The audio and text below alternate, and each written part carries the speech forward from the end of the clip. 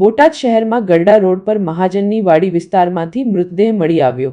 મહાજનની વાડી વિસ્તારમાં એક કેબિન પાસેથી પુરુષનો મૃતદેહ મળ્યો। ઘટનાની જાણ થતાં વિસ્તારના સ્થાનિકો એકત્રિત થઈને પોલીસને કરી જાણ। બોટાદ પોલીસ ઘટના સ્થળે પહોંચી તપાસ હાથ ધરી। મૃતદેહ કોનો છે, કયા કારણોસર મૃત્યુ થયું છે તે પોલીસ તપાસ બાદ સામે આવશે।